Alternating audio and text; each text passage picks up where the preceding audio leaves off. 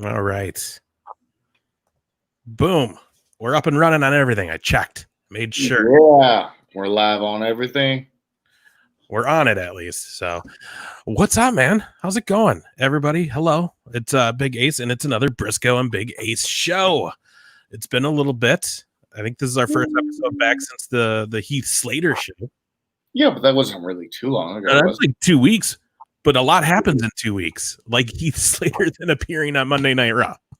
I know. Like, how crazy is that? Like, wow, we were pretty lucky to snag that one up. Yeah.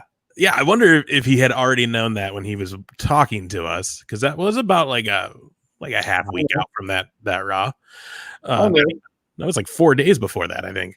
I know. Oh, did you? But see, here's the thing: is we don't ever. Our show is not about. Yeah, no. Our show is not about exposing people or trying to. Our show is about getting to actually know our guest and actually. Like real conversations with our guests. Nothing about, give us the biggest scoop. We're no Dave Meltzer. We're not trying to break the big news thing. We're trying to get to for you guys is to actually know our guests and know them as a personal person, not just as a WWE superstar or however you guys view your opinion of our guest. Right. Yeah. No, we have fun. That's what we do. We're not reporting. We're having fun. Looks like Daniel's having fun watching the first episode of ARW. ARW at the end of the month. Hopefully. Big match. Garrett Bischoff is the ref. Yeah, they kind of threw that one off pretty crazy. I mean, I had no clue on that one, but yeah, I guess he's gonna be our special guest referee.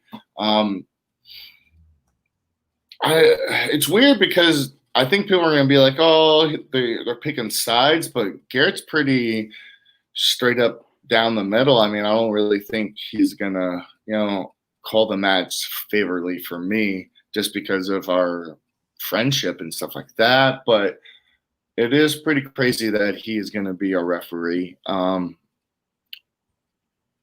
be weird because he's been out of the wrestling game for a little bit because we were tag team champions. And then after we lost our tag team titles, he kind of went on a hiatus, and now he's coming back. So we'll see what that's going to bring.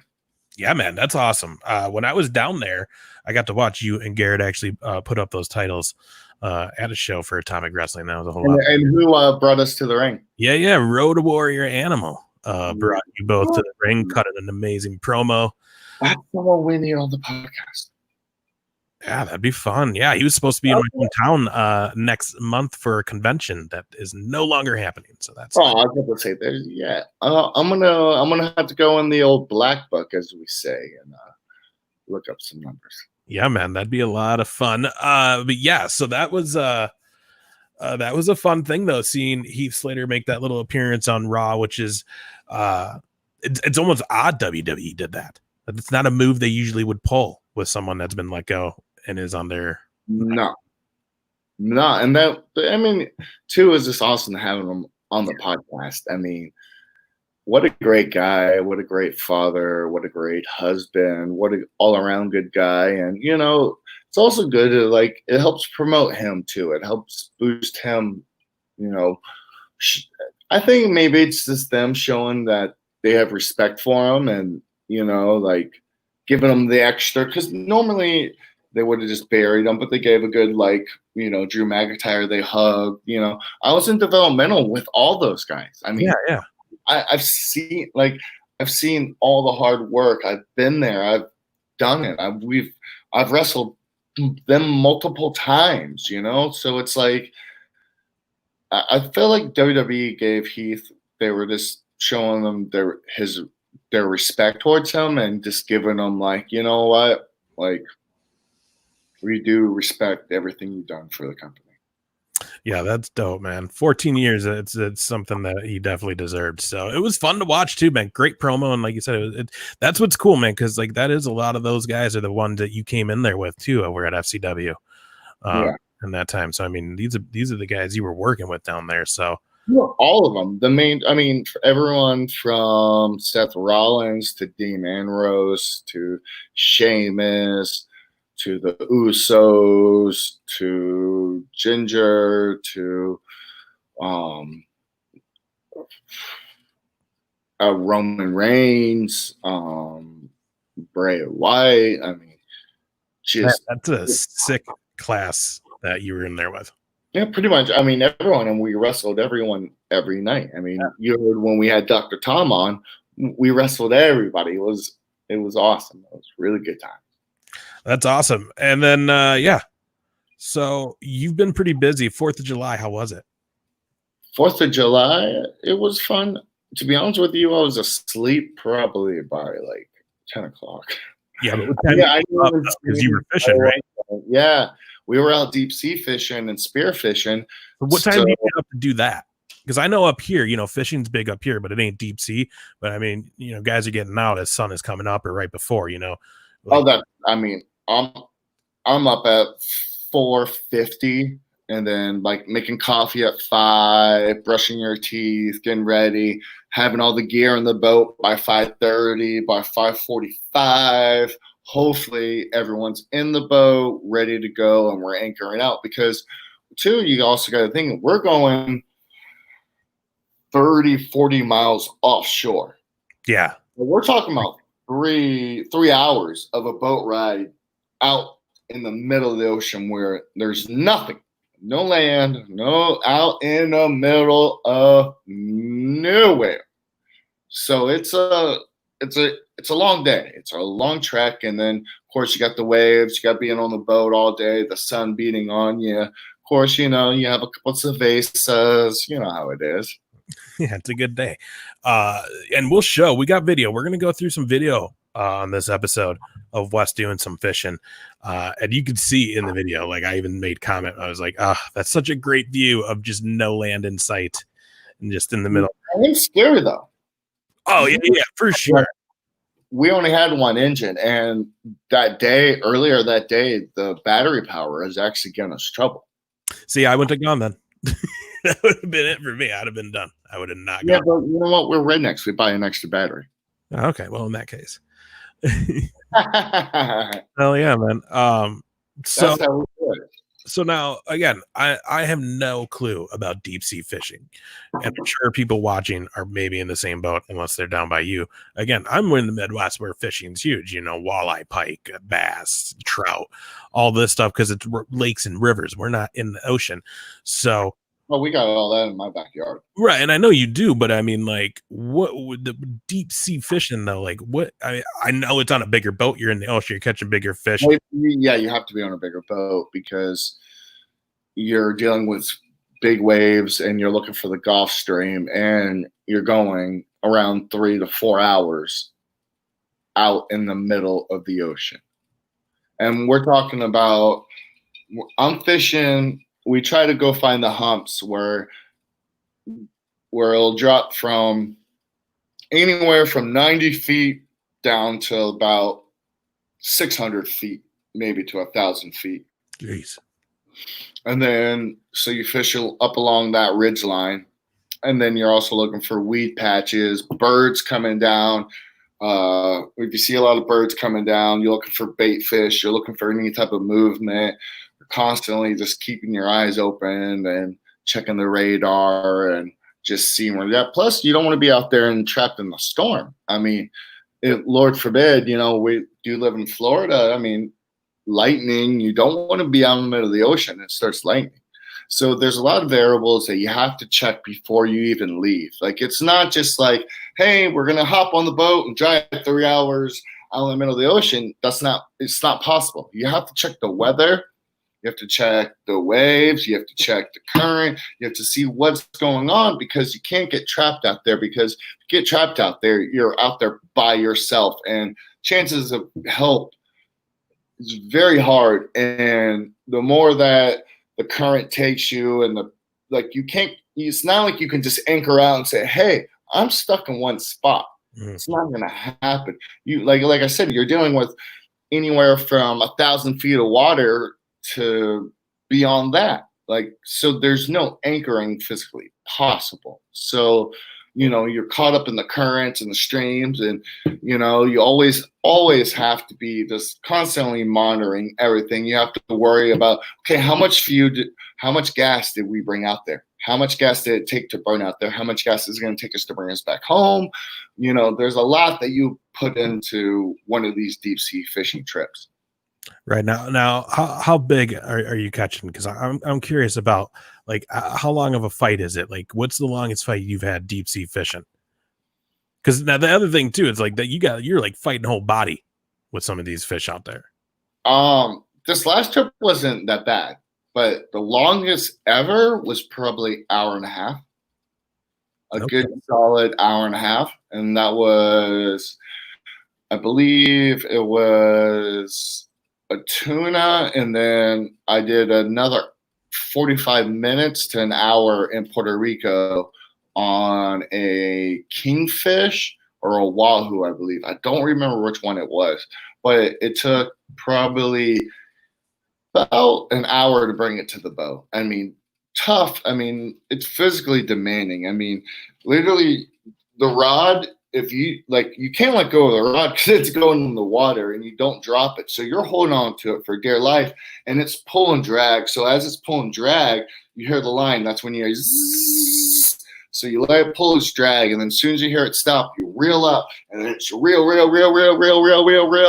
And then all of a sudden that fish will take off again. And you let it pull that drag, because if you reel while it's pulling drag, you'll snap the hook or you snap the line, and then fish not on the boat, and that's not a good thing. Yeah, that'd be very upsetting, that long of a fight and then losing it. That would be so upsetting. Matt, thanks for hanging out, man. Welcome. Okay, so what were you catching? Because obviously, if you see the title of the video of tonight's episode, it's an interesting title. What was it? It is professional wrestler turned spear fisherman. Yeah, man, that's like one of the things I've been really focusing on is spear fishing. It's a lot different than regular fishing. It's, of course, you got to hold your breath. You're underwater.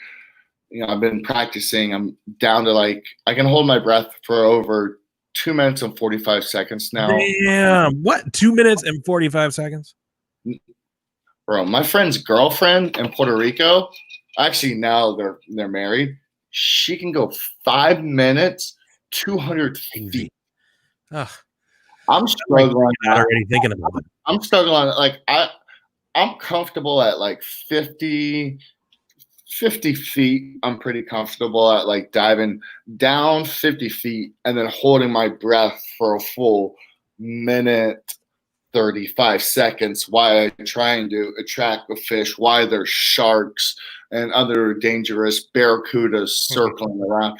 Me and Danny got chased out of the water at this one spot by barracudas. I got circled, where it's you don't spearfish by yourself. It's something that you always have to have a spotter with, because you're underwater and you can't see behind you when you don't know, and it's always good to have a spotter. So, of course, we trade off. Hey, okay, you're gonna shoot this fish, Danny. Okay, I'll grab the GoPro. I'll spot you. I'll be right beside you. I got your back. In case a shark comes, in case barracuda comes. You don't know what you're gonna encounter underneath the water. So we're down there, and we jump in. We see one barracuda. We're like, it's okay.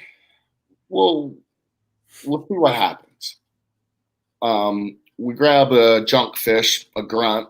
I cut the grunt in half, start chumming up the water to try to get maybe a grouper. Maybe we saw some Spanish mackerel. We saw some kingfish, and then of course maybe some mahi might come. So I'm cutting up this fish. And as I'm cutting up this fish, I see another barracuda come. I'm like, all right, now we got two barracudas, and these are not normal sized barracudas.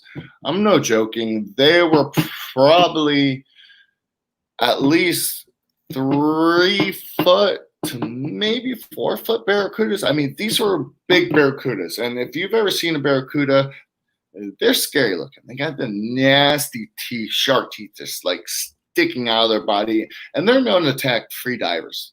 As long as you don't have anything shiny.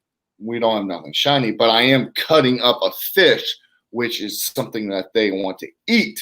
So that is something that will attract them. Of course, I got my knife, and Danny has a spare gun, but I don't want to be underwater with a knife. I ain't Scuba Steve over here. Now, come on now. Don't get me wrong, you know. But so then all of a sudden we see a third one, and they start swarming us. And I remember I pop up because we're free diving. So it's not like we're underwater the whole time. We do have to come up for air. As I come up for air, Danny's come up for air, and I go, hey, these barracuda ain't cool. Let's go. And he goes, I feel the same way. And as I go back down, I look down and two went right by my fins. And I was like, pulled up my fins, dove back down and swam to the ladder and like got up in the boat. And I was like, grabbed Danny. I was like, let's go to another spot. Like, yeah. Have you gotten by a shark? Have I what? Have you been by a shark? Have you been down there and any sharks come rolling by? To be honest with you, I'm more scared surfing than I am underwater with the shark. I'd rather be underwater with him. Is it because you could see him then? See him then, and I can see his moment. I can see if he's aggressive. I can see what his attitude is. When I'm surfing and we see him, I've had so many shark encounters of like there's video. I just posted a video on our page of me feeding nurse sharks, which they're nothing, but I've encountered bull sharks, tiger sharks, thresher sharks, spinner sharks, black tips, reef sharks. Probably everyone except for a great white, whale shark, which I want to see, multiple hammerheads. I've seen every type of shark. Experience a lot of surfing. I'm more scared surfing of sharks than I am actually underwater with sharks. I know it's a weird thing because if I'm underwater, the shark can see me. He knows that I'm not a fish. I'm not like, but when I'm on a surfboard and I'm like just paddling, it gives the shark a different opinion of what they see compared to if like you're actually like looking face to face to a shark. They're like, he ain't really a fish. I'm not really gonna bite him. You know what I'm saying? Right. So they don't feel threatened. They kind of just chill then. Yes, as long as their dorsal fins are up. There's ways you can spot when you're like snorkeling or diving with a shark if a shark's aggressive by the way they put their dorsal fins. By if their dorsal fins are like down like that, they're in hunting mode. If they're up, like there's certain ways to tell if a shark is aggressive or not, or if you should get in the water. My opinion is don't get in the water unless you're with someone that's a professional and says, "Hey, this is a safe place to go." My opinion is just avoid them and watch them. Don't get in the water. Me, I'll jump in, and that's just me. You're crazy. That's why. I got a shark tattooed on me. So. Oh, that is nuts, man. See, like those are all the reasons that scare me about being on the ocean. It should. Yeah. You had a shark try to attack you ever? Fishing or surfing? Surfing multiple times. Like, what's like the worst you've had?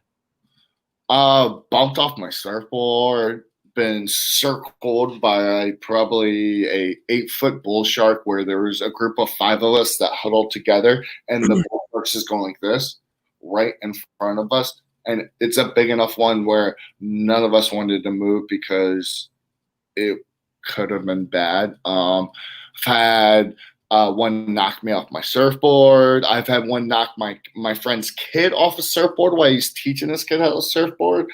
It's actually on YouTube. I've had multiple experiences with sharks. Same with all my friends. Growing up in Florida, it's kind of a common thing if you're a water person. It's not. I'm not really sketched out about it. I'm not really scared. It's just what it is. It's their ocean and I'm there playing. So yeah, you guys down in Florida are used to some just crazy shit. I'm not. We got a lot of things that will kill you. Huh? We got a lot of things that will kill you, from rattlesnakes to spiders to crackheads to zombies to flocka to all types of crazy stuff we have down here in Florida, to the Tiger King guy or whatever her name is.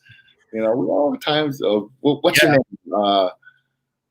What's the lady's name from the Tiger King? Right by my parents, Caroline, like Carol. She like that place is like 20 minutes from my parents' house. Is it really? Yeah, it's like right by my high school. Oh, geez. Like literally, I could walk from my high school. Did she kill her husband? I think she did. Oh yeah, she did, right? Fuck yeah, she did. The lady's crazy. Had to. You used the 2 F-bombs, so no more F-bombs. Oh, damn, you used all of them up. Mark, what's up? Yeah, Carol. Okay, so yeah, because you've tried to talk me into moving to Florida. You've repeatedly, and I keep trying. And I know you're going to. One day it's gonna happen. But like, I have an irrational fear of snakes. Like, I can't see one on TV. I don't want to see it. And y'all just too crazy down there with your snake. Like, here, I know where they are. They're in the woods. I don't go to the woods. Yeah, you're not gonna see a snake here unless you really like try to go find them. I don't know snakes either. So you're pretty good on that bet. I don't know, man. You're more gonna see an alligator or a shark before you see a water moccasin or a rattlesnake. I don't know, man. I know. I'm just telling you the truth. I know you are, and I know you are. What I see on a daily basis. Funny is the last time we had this conversation, and you said the same exact thing to me. Like the very next day is when your dad posted the photo of leaving his door open too long, and some snake was in his house, and it was going out on the roof, like on their ceiling. Yeah.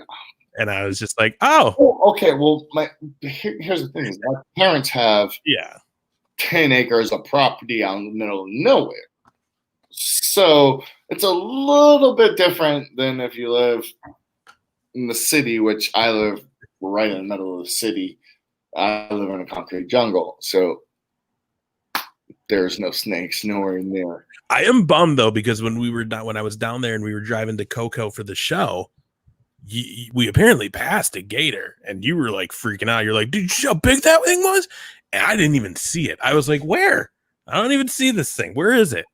I have an eye for those. Like, people always like they're like, man, you have an eye for animals. Like, I can spot anything, like any type of shark or any type of like alligator or fish, or I pay attention to things. I can see fights before they happen. I'm always paying attention. Yeah. Like, I'm one of those people that like I'm always paying attention. There's not one thing that's not going by that I'm not paying attention to, whether it's like how I position myself at dinner or where I sit. Like, I like strategize of like how I can like make sure I keep my eyes on everything. It's weird. I have a bad OCD about that type of thing. Yeah. Which is a good thing. Huh? Which is a good thing. Oh, yeah. No, like I said, I was bummed because you were like freaking out about how big this gator was, and I didn't even see. I couldn't. For me to freak out on a gator, he had to have been probably over 10 foot. I mean, you said you were like, dude, that thing was huge. And I don't usually get like hyped up over any gator, but he has to at least be over 10 foot. Yeah. Yeah. We drove by that big old wreck too that same day. The what? Remember we drove by that giant wreck on the that same day? Man, crazy ride in. So let's get back to this, because which video do you want to show first? Do you want to go spearfishing, or should we show you catching that mahi? Whatever one you want to go into, man. Let's start with the mahi. I feel like the spearing is main event. You know what I mean? Yeah. All right, guys. So here we go. Let's see. This is so right here we're in 500 feet of water, and we've just found a school of mahi. They travel in schools, and I'm throwing out a little bit of shrimp, and just hoping for the best. This quality is not very good. On our YouTube page, it'll be way better. Okay, I just hooked on. So right now, he's fighting. As you can tell, I'm on a pretty big rod right there and reel, and he's giving me a good fight. On our YouTube channel, the quality will be way better. You can actually see the color of the fish before he's swimming by right there, and then bam. And you guys are literally in the middle of nowhere out there on the ocean. There's nothing. Oh yeah, you cannot see land in any direction. That's so crazy. There it is, just flopping around. That's a mahi, you said. Yeah, mahi. El Dorado dolphin. Mahi. So now you're gonna do some more stuff with the mahi, right? Well, with that mahi, I did a whole tutorial and video vlog that I'm gonna put on our channel.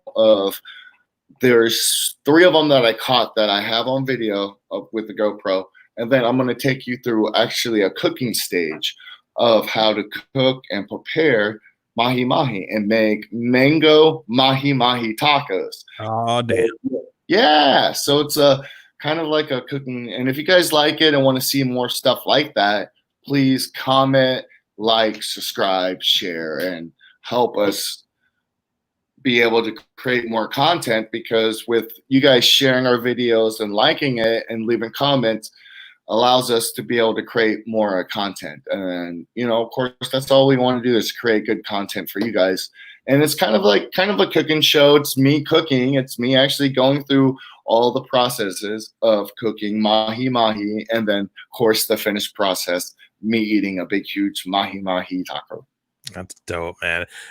People might be surprised, and honestly, I think the only way they would really would know is, I think you only post some stuff on your Instagram story, but you're a pretty good cook, man.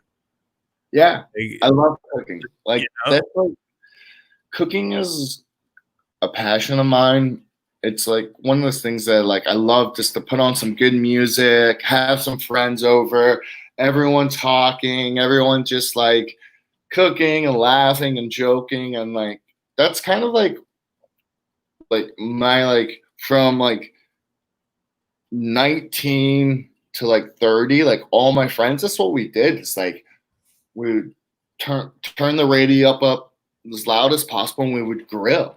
We'd have the Chiliota grill going out in Chiliota, Orlando, our old hood, and we would just grill and have everyone over and just crank up the music and everyone talk and laugh, and then drinking beers and just watching the sunset and making awesome meals. Just every day, just coming up with a new meal, or someone bringing over, fresh alligator or fresh deer, or making our own jerky, or just just living off the land and being crazy. That's awesome. Yeah, so that's coming to the YouTube channel. Yes. As well as, like you mentioned, we're going to start pumping up some other content as well. Just, throughout time, we're going to just start adding stuff, not just episodes of our live show. There'll be other cool things on there. Whenever I'm out and about doing something cool, I'll do the same. We'll vlog up some stuff. You'll keep doing that, and hopefully this pandemic will end eventually, and traveling and shows pick up all that stuff again. And we'll definitely do some stuff whenever you're in the Midwest together. And I'll definitely be making some trips down to visit and do some stuff down in your parts. As long as no snakes come around, then we're good. If that happens, I'm back on the plane. Hey, you didn't watch that movie Snake on the Plane, man. You ain't safe anywhere, are you? Nope. I will not watch it. You gotta watch Snake on the Plane, man. Hell no. We'll make sure you watch that. No. So now you're not my friend now. Now you're not my friend.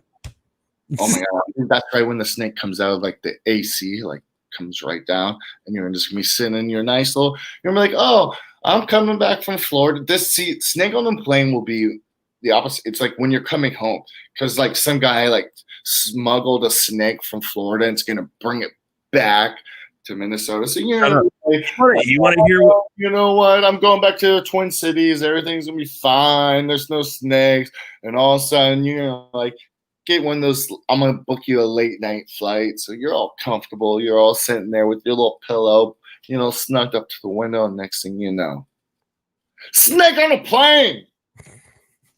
No, that doesn't sound like any fun. You know, the worst experience I had is I used to do a podcast here. It's called The Stationary Astronauts. Everybody, if you're interested, look it up. They're good guys. I'm gonna put a snake in his bag. No, so check this out, though. This is the worst experience I've ever had. We did this episode. There's a local zoo in the area. We were friends with a gal who is a zookeeper there, so we had her come do our show, and she brought some animals. And this was a 3 co-host show, and out of the 3 of us, 2 of us are deathly afraid of snakes. So she brings about 4 animals, and of course, the last one she pulls out is a snake. And then she just lets it go in the store that we were recording in our friend's mom's store that she had. Mm-hmm. Like, my one buddy was on the chair screaming. I was frozen, basically, like in fear. It was the worst thing ever. It was if you listen to it, it was like the worst podcast I've ever done. They're bringing you a non-venomous snake. Oh, I don't like any of them. It doesn't matter, but a non-venomous one's not. I mean, not gonna hurt you. I know, but I'm still no, no.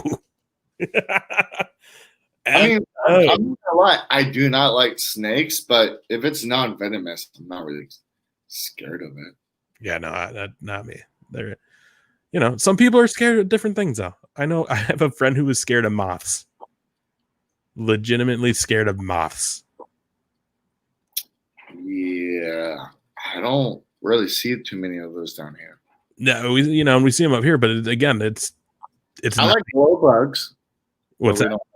Glow bugs. Oh, is that fireflies? Is that the same thing? Yeah. Okay. I was like, I think a glow bug was a toy.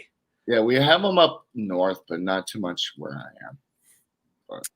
See, and now if you're up here and you go out to the woods and stuff and camp or something, man, you'll see those everywhere. That's so cool. Yeah, man, they're just everywhere.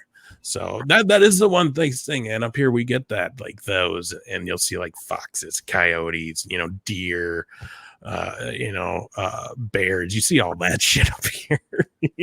I mean, not so much in the city, but I mean, let me tell you what's crazy is that we're talking about this stuff and we're not talking about any wrestling, because every wrestling thing that's been on has just kind of been disappointing.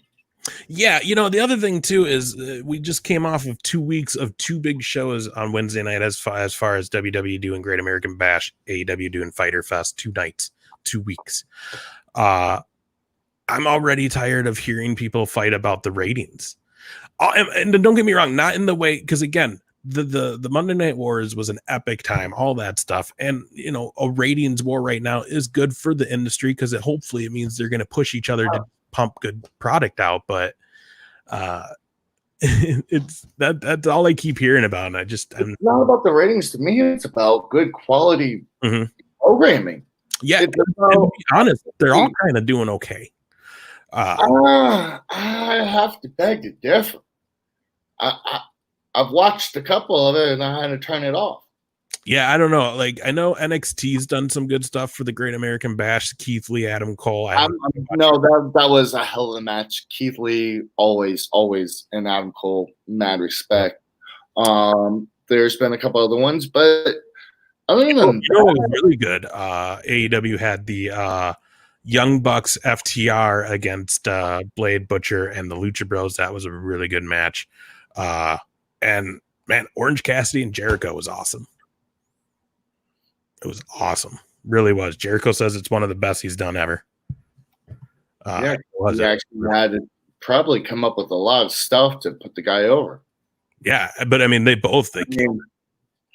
Well, I mean, yeah, it's best he's done, because when you're giving plate full of crap and you got to make the best of it, yeah, of course, and you're happy the way it turned out, you're going to brag about it because you're like, man, I made this guy look like $1 million, and he keeps his hand in his pockets. Yeah, so it was good. Plus, it's like the first time anybody's seen Orange Cassidy do a real match.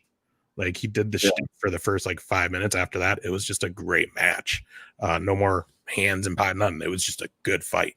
It was fun. It was fun. So like those two, but then you look at SmackDown, then you look at Raw, and that's definitely where you see it lacking overall over the other. But I don't even. It's crazy because like they used to build them up so much, like the pay-per-views and stuff, where you actually know who's wrestling and what's going on. And now it feels like it's just thrown together so much that I don't know what storyline or who's wrestling who, because it changes so fast and it moves so quickly that I don't even know who's feuding or who's friends or anything like that, because it seems like none of them have a plan. My dad used to tell me back in the day when he used to write TV and he used to be in charge of that, is that they would be a year advanced. Every time they would write TV, they would already be a year ahead. It would never be like, oh, I mean, of course, there would always be rewrites. There would always be, changing up a little bit. But like through the main events and through the main people, there was always a set course of where the ship was going to go and how it was going to go. And then when it reached that point, how they're going to bring the ship back to that place and keep it going and keep it flowing, so no one's left, hint, hands in our pocket like Orange Cassidy. But they were always a year in advance. They were always thinking, okay, like they would never do it day by day. It was always a year in advance. And now it seems like it's just thrown together so much. I mean, I guess due to COVID and next, same with UFC, they've had to change fighters out. They've had to change their card because people getting sick, people actually getting diagnosed with it. And just all those things combined has just kind of made wrestling where it's just a bunch of just thrown together stuff. And yeah, we get to be entertained, but there's really nothing that I can sink my teeth into and be like, man, I really want to see this program last for 3 weeks or 4 weeks or build up to something that I would pay money out of my hard-earned dollar to see. Something that I could get physically invested to, where I would be like, man, you know what? I'm going to spend that money to watch this pay-per-view, because for the past 4 weeks, they've built it up. They've shown me something. They've shown me that they actually care about what they're feuding against, what they're fighting for, who they're standing up for, what's really going on. And I can relate and I can understand, and maybe I want to see the outcome, and that would be me spending my money to watch the pay-per-view. But it seems now it's just, bang, bang, bang, bang, here you go, watch it. Yeah, it is the slow burn is not something you see often anymore. It's here's what we're doing for the next pay-per-view, and then it's right on to the next thing. They don't let things breathe. They don't let people build a real story anymore. But there's, so, and like you said, pandemic wise though, I think really has holding, like for me, I think the pandemic's crippled WWE, because I think they're still sitting in that period of, we don't want to do too much because we don't want to do much without the crowd. And they're still kind of holding on. WWE is all the movie and theatrics that's going on. Right, but they're not doing any of that on Raw really, or SmackDown. So I mean, they're not really relying on that too heavy, except for pay-per-views right now. But the thing is, then you look at NXT, and NXT's still doing okay. They're building stories. People were invested in Keith Lee and Adam Cole. People have been invested in the Johnny Gargano stuff, the Tommaso Ciampa and Killer Cross stuff. Even the women's division, people are into Sheeta being, or not Sheeta, Io Shirai being the champ and having. Well, then then why don't I hear about it? Well, that's just it though. It's NXT. No one's really talking about him, and they do. It's like, it's good. And then like, I agree, because I like, I think he's a good worker. So I check, but I actually see people posting stuff about it. Mm-hmm. I don't see people posting stuff about any of that other stuff. No. Nothing of the course. No, and the other thing too, though, is we're in a saturated market right now. I mean, there's just so many options for wrestling fans to watch between all the on-demand stuff. I discovered the Pluto app you told me about, so I've been watching like a bunch of old school TNA on that. You know what I mean? Oh, your boy's back on TV. I know, right? Boy, yeah. Man, I've been on that. I've been on that Pluto TV for like. They keep running episodes of me left and right. Well, they have a whole TNA Impact channel. They have a whole Impact channel. It's great. And you can like do demand and like check out all my old stuff, like when that was first like a babyface gut check, and like there's some like funny stuff that I look back and like laugh at, and like it was funny because the wifey, she was in town, and like we don't watch wrestling, and I don't really like, I don't know, I just kind of like, yeah, it is what it is. And like I came across and I'm like yelling at her, I'm like, babe, get in here. And she's like, what? I'm like, get in here. I'm like screaming. I totally forgot I could just like pause it. But like in my eye, I feel like it's like real live TV because back, so I'm like, babe, and she's like, what? And I'm like, look, and she's like, oh, you had long hair, and I'm like, oh, like, so like, because I've never like really been like, I don't know.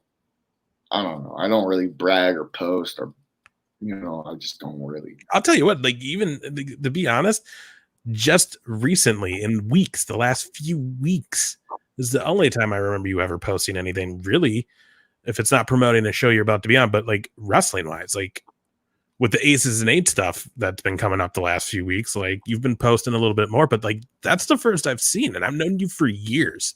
Like you're not a guy that puts all your stuff out 24/7, and you're also a guy that you love wrestling, but at a certain point, it's also like that's my job though.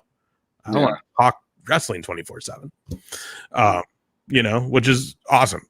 That's a great thing. But yeah, and that's hilarious too, because I feel like, does your girl just get so mad because she's a wrestler and she must love it, otherwise she wouldn't be doing it? So the fact that she's with you and you like are never wanting to talk about wrestling. No, I'm not gonna lie. Like, let's see, I know we're digging into her personal life, but yeah, she gets upset sometimes that like I just don't want to watch it. Yeah, just, like, it's just like, and like it sucks that like sometimes like there is that like where like I'll watch her matches. Yeah. Wrong, 100% Red Velvet all day, every day. I'll watch everything she does. But beyond that, it would have to be the best match or like the worst match ever for me to watch it. Yeah, if it's not your girl or one of your close friends, you kind of just. No, and if I do watch wrestling, it's wrestling from like the 70s, the 80s, or the 90s. It's nothing new age. I don't watch. Like it's all like Jim Breaks and Johnny Saint and like just like technicians, like just like Ricky the Dragon Steamboat versus Macho Man. Oh, classic. Like Jack Russell versus Dory Funk Jr. There's this like, I don't know. I like watching the old school. I like watching storytelling. I like watching how they were able to control the crowd and manipulate the crowd and let them tell the story. Not let the crowd dictate what move they were going to do. They dictated everything. Yeah, whatever you can say. Well, people thought whatever. But some of those matches and how technically smooth and everything was just on point, and it kept you watching the whole time. There was never a time that you never thought that it was like hokey. But like you see a guy now, they grab a chin lock and they're like. But if you watch my uncle grab a chin lock, or you watch Randy Orton grab a chin lock, or you watch some of the greats grab a chin lock, they actually work it. They dig their feet into the apron. They squeeze as tight as physically possible. And you can see them just trying everything to do. They don't use that as a rest hold. They don't use that as a transition move. It's stuff like that. Those are the workers that I like to watch. Edge, he's another one. I watch every single match. Chavo, there's a couple guys that no matter what, Devon, Bubba Dudley, like there's a bunch of like I watch because they're so good. Their timing, the way that you don't cheer for the moves, you cheer for them. Yeah. That's something that I've always like. It's a hard thing for wrestlers to get in their head is like they want everyone to cheer for them or clap for them for a move. No one wants them to remember their name. For me, I never want a crowd just to be like clapping at moves. I want them to say Brisco, Brisco. I want them chanting my name because that's what they're going to go home and remember. They're not going to be like, oh, what was the guy that did that? Like flip, flip, flip. Oh, that guy Brisco, man, he fought. Everybody was just screaming his last name. There was something about him. Right. Something that made him different. And I feel like, too many people are lacking approval from the crowd instead of going out there and just putting in the work and seeing what could happen. Yeah, definitely. It's definitely changed. You know what I mean? Like, what's up, Chris? Thanks for joining us, brother. Good. That dog. I know, right? Yeah, man. I mean, and we've said this before. Hell, Dr. Tom said it on the show too. The art of storytelling in a match is very gone. It very has much turned into these spot matches. Let's just see how many flips and jumps we can do. But yeah, I mean, you watch that old school. I grew up watching AWA initially. My first live show, Wes, ever as far as wrestling was 1988, 89 here in Rochester. And it was AWA, and it was Sergeant Slaughter. It was who else was on the card? Larry Zbyszko. It was I can't even remember. I just recently found the cards from the shows. So that like old school, like Zbyszko. I've been a Zbyszko fan forever, man. Nick Bockwinkel. I grew up idolizing that guy because he's Minnesota, and he was a class. To this day, I got to meet both of those guys together at a fair show, and I knew the promoter, so like he was like, "Yeah, just come hang out." And to this day, that's one of my favorite moments in wrestling for me, as far as my journey in this industry of just getting to stand and hang out while Larry Zbyszko. Okay, so that's your first. My first experience at a wrestling show. I still remember. I don't remember. It had to been so. I mean, of course, it was probably Tampa at the USF Sundo, but I remember Andre the Giant holding me in his hand like this, and I'm standing on Andre the Giant's hand. And he's just like, "Oh, oh, oh, oh, oh, oh, that's your boy Jerry." Oh, oh, oh, oh, oh, just laughing, and then after that, I remember one time Ricky the Dragon Steamboat, back when he used to wear the big, huge dragon gimmick and came out with fire, he grabbed me and like pulled me out of the crowd and brought me around. And it was a funny thing because everyone was like, "Oh, that's his like son and whatever," but really it wasn't. My dad was like, "I'll pick up last night," you know what I mean? Like around. And the wrestling biz. Look at that. You were already getting spots when you were just a kid. Oh yeah, totally. So it was like, oh, it's so funny. So then we fast forward. I'm like, I gotta say, I'm like maybe 10 or 11. And my job was to go get sodas or whatever the boys wanted from the locker room. So I would go in the locker room and like young little kid be like, of course, my dad always taught me to, mind my business. And I'd be like, guys, you guys want me to get anything? And of course they'd be like, "I'll bring me like 6 Sprites, 7 Cokes, bunch of waters." Of course, I'm running back, bringing them whatever they asked. I just Right. basically, I remember one day Vince going, "Here you go, son." He gives me $100 bill.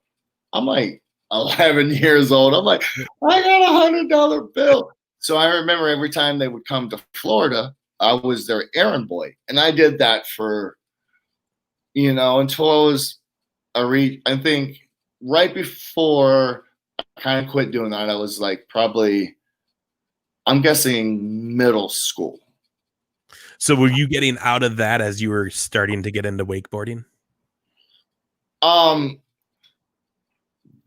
That and like amateur wrestling, football, karate, boxing.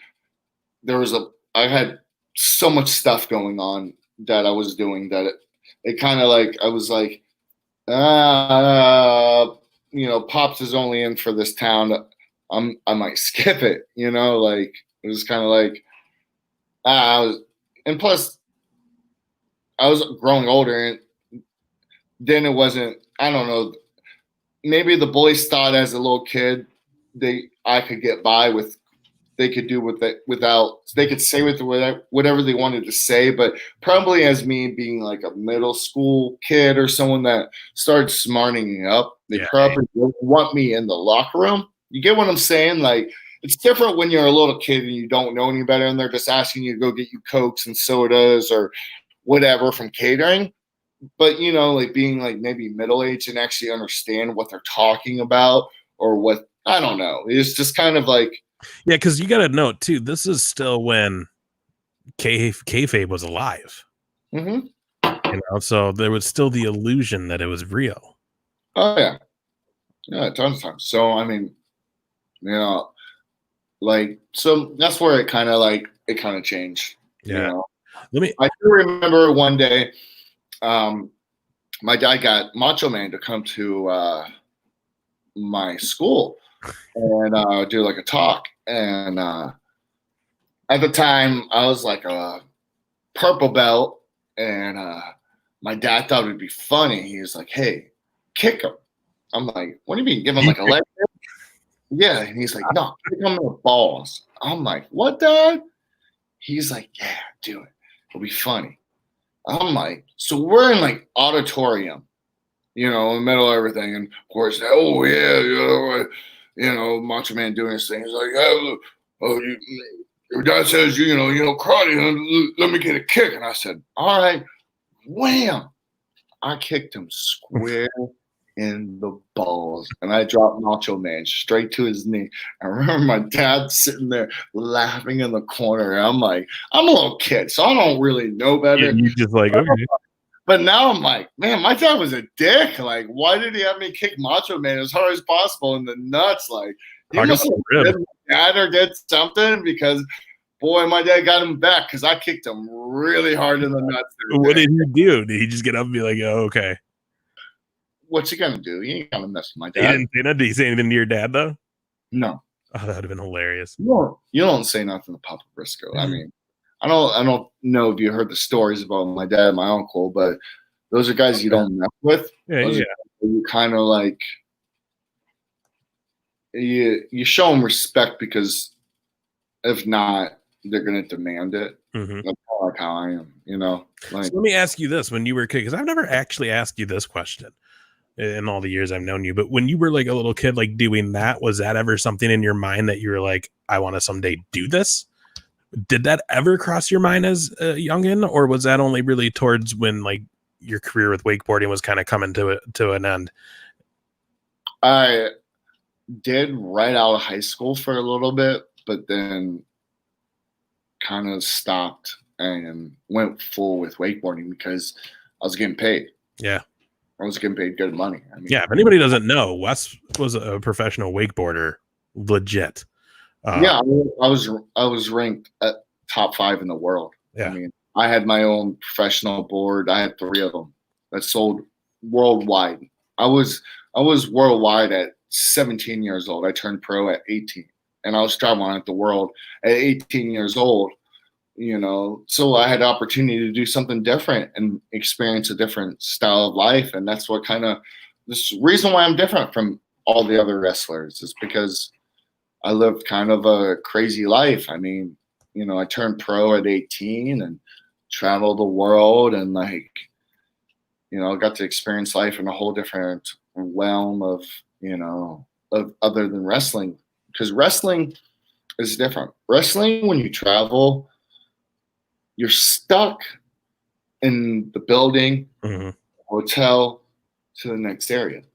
So when I'm traveling for wakeboarding, and I'm like, let's say I'm filming for a wakeboard part, we travel to Thailand. We're there for 2 weeks, and we're there with all the locals. We're staying with all the locals. We're, every single day we're in like, the locals. It's not like Right. We're there to embrace the land and get the best photos, the best video of us doing the gnarliest tricks with the craziest background. And like, so it's a lot of taking your time and embracing the culture, eating the food, having to eat the food. You don't have catering. When we were on wakeboarding trips, it's like whatever like the locals eat. Like we were like, I wouldn't say low budget, but it ain't no WWE stuff. You know what I mean? Like, so it's like the food was awesome, but it was always experiencing the land and trying. Like, I remember going to the Thailand market and there was bugs from like, and my buddy's like, which one you trying? I'm like, well, if I try that, will you try that? And he's like, yeah. So I grabbed the grasshopper and I like ate a grasshopper and he ate a beetle or whatever. But it was just like that time. It was like, we got to experience being there. When I travel for wrestling, you don't get to experience the culture. And that's a sad thing, because with wrestling, I've been a lot of different places. South Africa, I got to experience the culture, and I actually got to spend time there because I chose to stay extra. But if I didn't choose to stay extra, I would never got to see the experiences. It would have been building, wrestle there, travel here, wrestle there, hotel, wrestle, hotel, fly home. So it wasn't like with wakeboarding, it was like, we go out and we'd hunt for like the coolest scenery, background, and like go on an adventure. It's just a different experience. So right, yeah, it's a different life. Yeah, I was totally blessed to be able to, and that's why I got to like soak up so much culture and so much of like different vibes, is because being able to like go to different countries and stay there for 3 or 4 weeks just to film a part. And being at such a young age and having to eat the food, and like, there's no other choice. right. That's awesome. And then, so we should probably get back to your fishing, because we still haven't showed your spearing. We haven't even really gotten into that. So we can go on and on for all time. We went on a long tangent of wrestling right there, which is nice. We'll sandwich it with fishing. We started with fishing, we'll end with fishing. So you were starting to explain the spearfishing thing. Now, just to clarify, when you told me you were doing this for the first time, I was like, okay, you're going to go spearfishing. So in my mind, you got just like a big ass stick with an arrow or a sharp blade on it, and you're going to just go throw it at a fish. That's what I'm thinking in my mind. Am I close? No. I figured I wasn't. I figured I wasn't. Thanks, Chris. Thanks. We'd love to be here and talk all day for everybody. if there's people who are willing to listen. So what is it? What is spearfishing? Spearfishing to me is me being Native American, and I don't like to kill animals. I do enjoy hunting. I do enjoy fishing, but whatever I kill is what I'm going to eat. And spearfishing allows me to be able to find the right fish and be able to shoot it and eat it without harming any other fish. Because when you're fishing, you don't know what you're going to catch normally. You know what I mean? Because you kind of just throw the line out and it's, hey, oh, we got this. Right. So you're putting fish through stress and drama that normally it should not be through. And with spearfishing, you find the fish that you want to eat, you're going to eat, and it's a hunt. It's, you hold your breath and you dive down, it all depends on where you're at. His clip that he's showing, believe it or not, it's just because how clear the water is. It's probably 40 to 35 feet deep. Should we check it out? Yeah, throw up the clip real quick.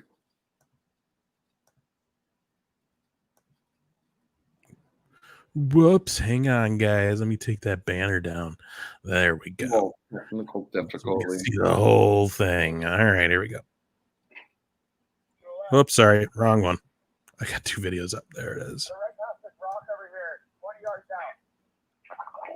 Bam! Hold my breath. Now I'm swimming. Go It looks down. beautiful. I won't lie. It looks beautiful. Hold my breath. Pulling back the spare gun. Now I'm about to go for the deep dive. All this time, I'm still holding my breath. Still holding my breath. Now I'm swimming down. Claire, you see it right there. If you can pause it right there. You see me grab my nose right there? Pause, bring that back for a second. So you can bring it back. Bring it back. Right, pause it right there. Okay, tell me when.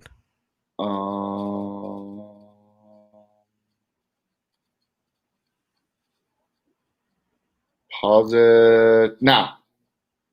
Right there. If you can see, what I'm doing is I'm depressurizing. So once you get past a certain depth of water, I forgot the feet, but once you get down a certain depth, you have to depressurize. And what I'm doing is I'm grabbing my nose and I'm popping my eardrums. So I'm depressurizing myself so I don't get the bends, because I'm diving so deep that if I don't depressurize myself, I could get sick or pass out. So once I depressurize myself, as you see, then I lock onto the fish. Boom, I see him, pull the gun back, bam, got him. Now I got to make sure I grab the gun, swim back up. That's crazy. Yeah. That is crazy. So it's not actually you like stabbing a fish. You're like, it's a No, I'm pulling back. Like I have bruises. Oh yeah, look at that. Hang on. Do that again. Let people see that. Look at that. Yeah. Well, that's from the spare gun. Damn. Yeah. That's crazy, man. So that took an hour and a half to get that fish. No kidding. I was hunting it down. Wow. It wasn't like just hopping and swimming. It was an hour and a half, circling the reef. Finally, okay, we see him. Boom, shoot him. Wow, that's crazy. I want to go just to hang out. I'll do the deep sea fishing. I don't think I would do the actual diving and spearing fishes. My lungs, I don't think. Wait till I see the footage of me diving into this. I'm diving into like 1,000 feet of water, and it's so blue. And I dive down, and you can't see nothing. No. Like there is no bottom. I'm good. No yeah, I'm good. I'll be on the boat waiting. Yeah, being like, bring back a fish, bro, so we can cook that shit up. But I ain't going down there. That's crazy, man. That's awesome, though. That's so cool that you get to do this cool stuff, man. Like that. And again, to me, though, I'm in the Midwest. I got lakes and rivers, and I know what it's like to go out on those and stuff. But I love the ocean. I really do. Man, it's beautiful. So, what's up, Dread? Tyler, thanks for joining us tonight. Yeah, we're about to be done, my friend. A little late to the party, but it's okay. Yeah, because we'll bring another episode hopefully next week. Hopefully, if not, we'll definitely get on it the week after. Again, you know how to find out. You got to follow us on Twitter, Facebook, Instagram, subscribe on YouTube, follow us on Twitch. VOC too. Yeah. And if you want exclusive, just audio versions of the show, you can get those exclusively on the VOC Nation, vocnation.com, or VOC Nation Radio. Check them out, though. They have all of our audio versions. The only place you can find them is right there on the VOC Nation. So shout out to them. And then again,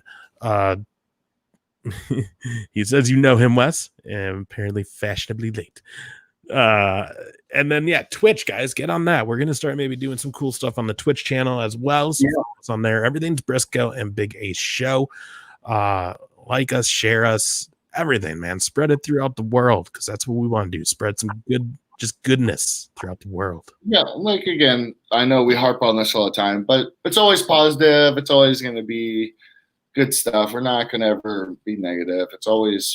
We always want to like brighten people's day. We want like you could put this on while you're driving home and kind of laugh, kind of be like, man, these guys are funny. These guys are cool. We're not trying to break the news. We're not trying to be nothing crazy. We're just being Brisco and Big Ace. That's right. Exactly. So my apologies, Dr. Red Tyler. I will call you doctor from now on. Yeah, man. I want to call someone a doctor unless they show me the paperwork. Right. So yeah, check us out on all those. Follow us on the social media. Again, that is how you'll know. We usually announce day of. Sometimes if we have like a guest coming, we'll maybe announce the day beforehand. You can also find, again, the audio versions on VOC Nation, and you can watch the replays on YouTube of our past episodes of just Wes and I, and our guest episodes. We got the last 3 were heavy hitters, so check them out. Chavo Guerrero, Dr. Tom Pritchard, Heath Slater, and we got some more coming down the line. Then too, the video vlog of the actual cooking up the mahi, everything. It's great quality. It's going to be, check it out. It'll be good quality. It'll be only on our YouTube channel. A YouTube exclusive. Yeah, so that will be uploaded on that tomorrow. Very cool. So guys, check that out. What do you got, man? Do you have a show? Is a comic coming up soon? You said 2 weeks. Is that bad? Yeah. The 31st. Shannon Moore. Gonna get it off for the special guest referee. Atomic. It's going down. Other than that, man, just got those shows coming up. Maybe in the Midwest if everything works out. That just kind of just doing our show, and that's about it, man. Yeah, for sure. And yeah, good luck to you on that match in 2 weeks. Shannon Moore is going to lose. You're going to retain. And if that Bischoff gets any funny ideas, I'll be making a trip back down to Orlando. he's going to see that and be like, okay. It'd be good to see you guys anyways. Yeah, and guys, you can see me. I do another show, the 2 Count, Tuesday nights on YouTube, 8 p.m. Central. Me and comedian John Russell talk wrestling on there, and we get real geeky about it. So all you marks out there, join us. It's a lot of fun. And we bring some cool, like, independent guests on. We had funny man Brad Williams, if you're a comedian. We're bringing some comedians on too now. So if you're a fan of stand-up comedy, check it out too. But yeah, we have a great episode with Brad Williams, who was on not long ago, and it's a lot of fun. So guys, it's been a blast. We've enjoyed it. Wes is going to go kill more fish and then eat them, and I'm going to go eat my like cherry sours I have, because that's my dinner apparently. Everybody tonight. Oh, pot roast tonight. All right, cool. Oh, nice to meet you as well. And yeah, the Atomic, man, good stuff going on down there. But we will see you guys again. Follow social media. We'll get the next episode up. Hopefully a guest episode. We'll keep you posted on. Yes, definitely. We'll have a guest. Perfect. And we got our anniversary show coming up in a few weeks too. 2-year anniversary of the Brisco and Big A show. We're going to bring you some special stuff for that one. So we'll see you guys on the next one. Everybody take care.